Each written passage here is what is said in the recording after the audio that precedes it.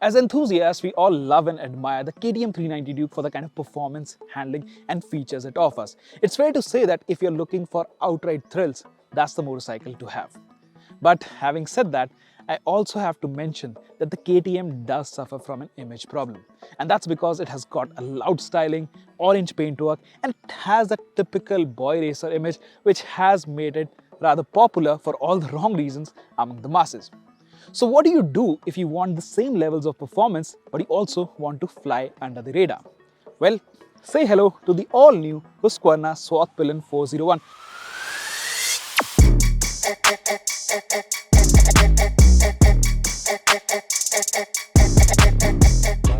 Which is mechanically identical to the KTM 390 Duke, but it doesn't have the usual KTM problems. Now we have already ridden this motorcycle and I'm going to tell you 3 reasons why I'd pick it over the KTM and 2 reasons why I won't.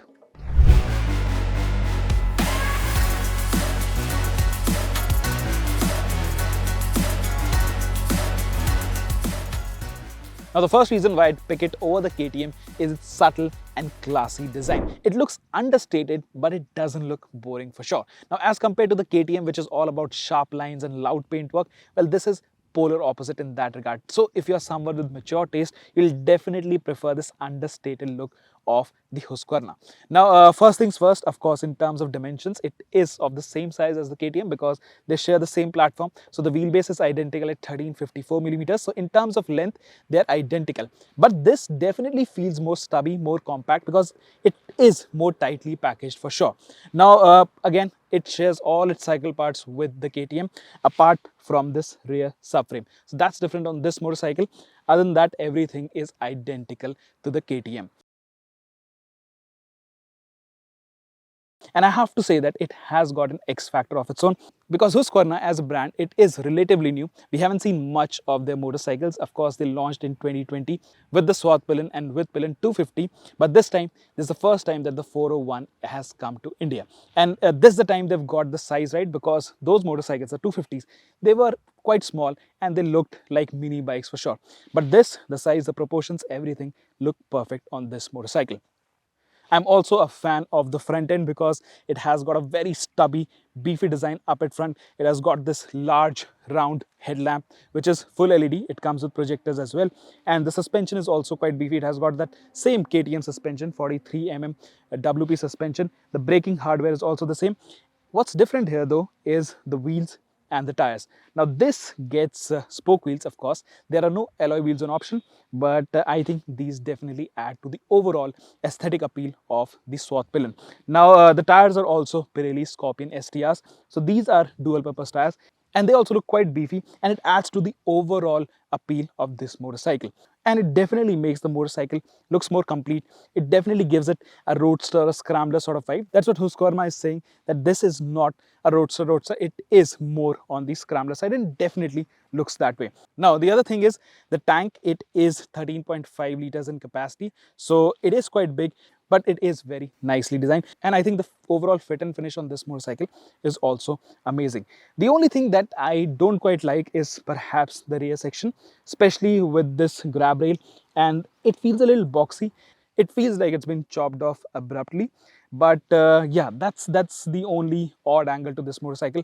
Especially there is no tail tidy, and it's got this large mud flap over here, which is an eyesore of sorts. Plus on this side you've got the sari guard, which is also not that great looking, so you can get rid of it later.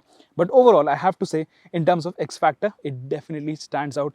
And for me, this is really the USP of this motorcycle because it looks completely different to the KTM.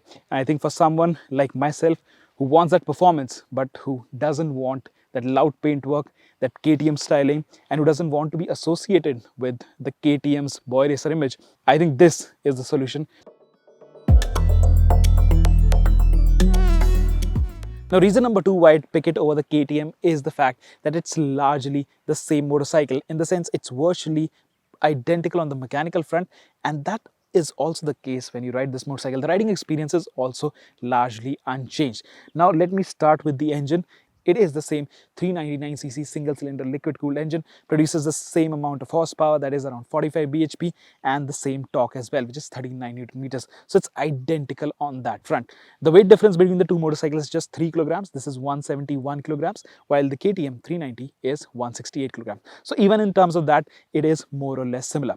Now coming to the ride experience, well, on that front, I have to say that there is not much difference. In fact, there's no difference at all. If I have to talk about the engine performance, this feels as sprightly. This has got oodles of torque. It is a great engine, as we've already experienced in the 390. So it has got power throughout the rev range. It is very strong from as low as 2000 RPM to all the way up to 9000 RPM. So there is performance everywhere. And in the Svartpilen, they haven't changed anything because the final sprocketting, the gearing, everything is the same as the KTM. So in terms of performance, it's also familiar, and I think that's what makes this motorcycle interesting, because I was expecting the tuning would be a little different, but it feels as tractable, as exciting as the KTM's motor. So on that front, there is absolutely no difference at all. Now coming to the ride and handling, even in that regard, it is more or less similar to the KTM experience. Now first, let me tell you what's same in this motorcycle. The suspension, the WP Apex 43mm adjustable front forks are still there, so you can change the compression and rebound on the front suspension, and you've also got an offset monoshock at the back, which is also identical to the KTM's, so it's also adjustable for rebound and compression both. So the setup is identical, the wheelbase is identical, the travel on the suspension is also identical.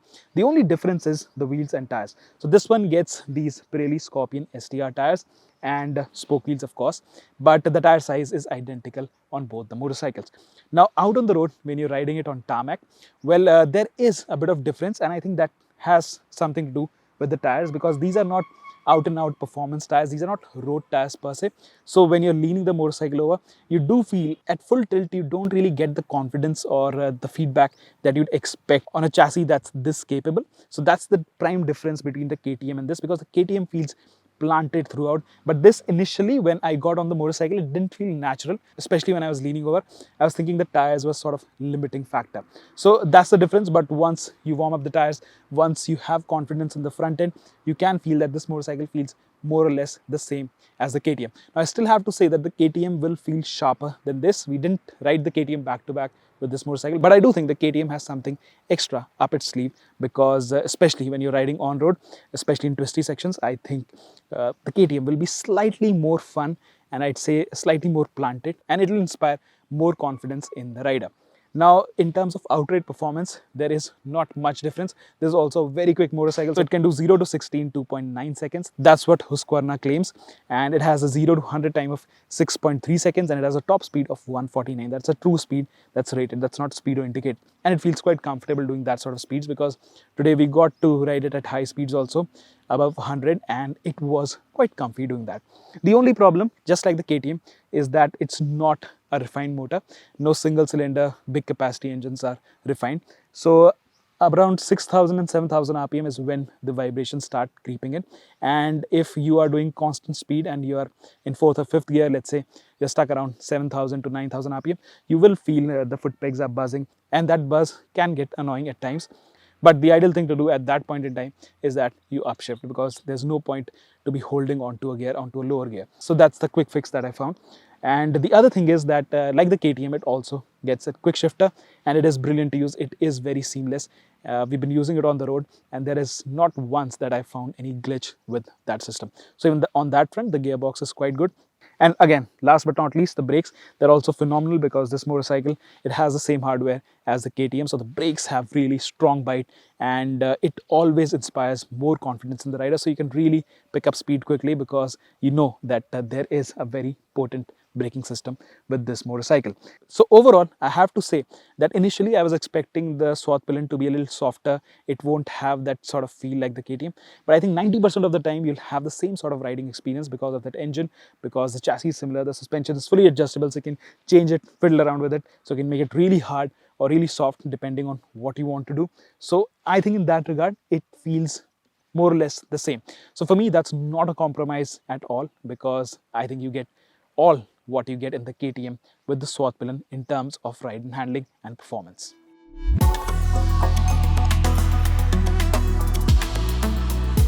Reason number three why I'd pick it over the KTM is the fact that unlike the KTM, this is not just a street fighter, it's a scrambler. So that means if you have that off-road itch, if you want to go stray far from the beaten path, well, you can take this motorcycle. Of course, it's not a proper off-roader, but it has got those off-road elements in the sense this has got spoke wheels and these Pirelli Scorpion STR tires, which are also quite phenomenal, both on-road and off-road. So it has got that element going for it. It also gets the ABS, which is switchable, so you can turn off the rear ABS, and it has got a traction control, which is also switchable. So it has got the performance, it has got the hardware for it as well.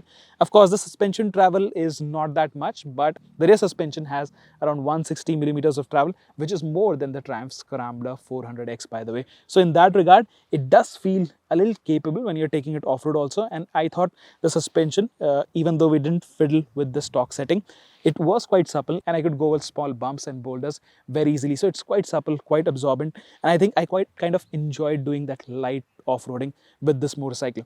Of course, like I said, this is not a proper ADV. It's a cross between your KTM 390 Duke or let's say the KTM Adventure, which is 390 Adventure. So this sits somewhere in between, but it's not an off-roader. So you can't really stand on pegs and ride this motorcycle because the handlebar is quite low. So you end up looking stupid if you do that.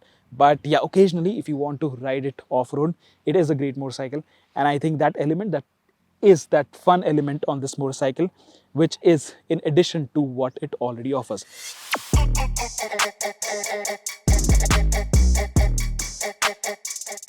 Now the day is about to come to an end, and I'm glad that I got to ride this motorcycle to my heart's content before coming up with the verdict. Now of course I've told you 3 reasons why I'd buy it over the KTM 390 Duke, but there are 2 reasons why I won't. And after riding this motorcycle the whole day, I know that those 2 reasons, well, they can be a deal breaker for potential customers.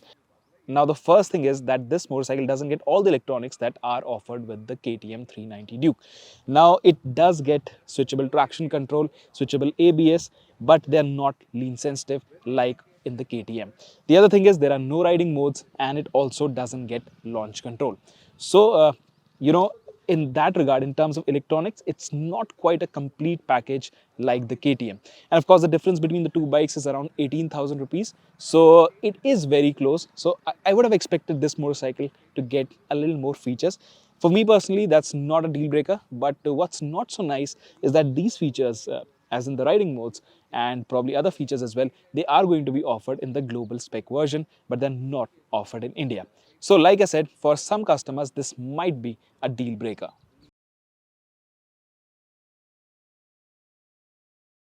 Now, the second problem with the Husqvarna Svartpilen 401 is the wheels. Now, this is offered only with spoke wheels. There are no alloy wheels as option. Of course, what you can do is swap these wheels with the ones offered with 250. Now, the tire size is exactly the same, the wheel size is exactly the same, but it is a direct fit. But again, Husqvarna is not going to do that for you, as in those are not going to be company fitted, so you have to buy them separately. So there is an added cost there. I think it would have made more sense if it had alloy wheels with the same tires. Now these tires are tube type, so that means they're not very practical. If you have a puncture, that is going to be a bit of a headache. And considering the fact that you're not going to be doing off-road with this bike a lot, I would have preferred these tires to be tubeless. Now, of course, if you change the rims, you don't have to change the tires because these tires are tubeless ready in that sense. So it will be a direct fit. You don't have to change the tires. So that's a great thing. But again, I would have preferred this motorcycle with the alloy wheels and these tires only, because generally if you see all the scramblers, they're not serious off-roaders, so they come with alloy wheels. The other thing is, of course, it has got the same suspension, same travel as the KTM 390, but the ground clearance is lower on this motorcycle. So that's again can be a bit of a problem, because if you take it off-road, like today when I was riding it off-road, I felt I was scraping the bash plate. The good thing is the bash plate, metal bash plate, is standard on this motorcycle. But overall, if I have to sum it up, I'd say those two are the real deal breakers about this motorcycle for me. So overall, if you ask me which motorcycle would I prefer between the Svartpilen 401 and the KTM 390 Duke, well, I have to say it has to be the Husqvarna, because for me it has got that X factor. It's not very common And the other thing is, it's made for mature taste. It's not a boy racer, but 95% of the time it gives you the same sort of thrills that a KTM 390 Duke does. So for me, this is a more rounded product overall because it has that sort of inbuilt ruggedness to it as well. So if you want to do light off-roading, it can do that, and it looks phenomenal for sure. In terms of features and equipment also, of course, it doesn't get everything, but there is virtually everything that you need in a motorcycle like this. And last but not least, if you care about the after sales network, well, don't worry about that because this is going to be taken care of by KTM itself. All the Husqvarna bikes are going to be sold alongside all the KTM bikes in Bajaj KTM showrooms, so you don't really have to worry about that. The sales network, everything, it's going to be fine because it's already in place. Now, on the whole, if you ask me which one would I prefer between the Svartpilen 401 and KTM 390 Duke, well, I have to say I am in favor of the Svartpilen. And last but not least, you don't have to worry about the after sales of this motorcycle because this is owned by KTM, and that means it is going to be sold alongside all the other KTMs at Bajaj KTM showrooms. So in terms of after sales, in terms of sales network, everything is going to be just exactly the same as the KTM. The only difference is that it's a new brand, it's a Swedish brand, and that means you have got that X factor. And for that reason alone, I think this motorcycle makes a lot more sense, at least to me.